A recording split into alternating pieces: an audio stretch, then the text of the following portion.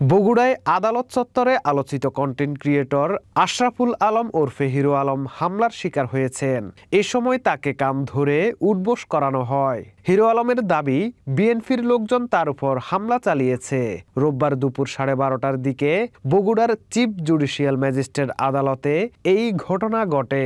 বিএনপির ভারপ্রাপ্ত চেয়ারপারসন তারেক রহমানকে নিয়ে কটূক্তির অভিযোগ এনে কয়েকজন যুবক হিরো আলমের উপর হামলা চালায়।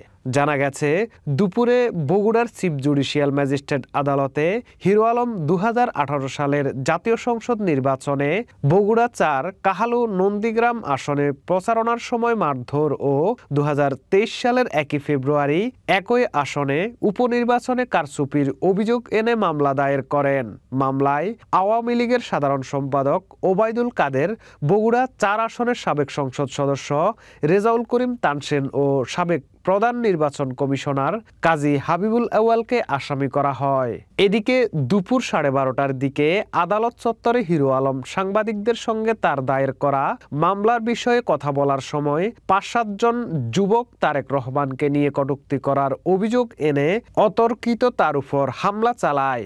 এ সময় তারা হিরো আলমকে বেধড়ক মারধর করেন। পরে তাকে আদালত চত্বরের বাইরে সড়কে নিয়ে গিয়ে কানে ধরে উঠবোস করানো হয়।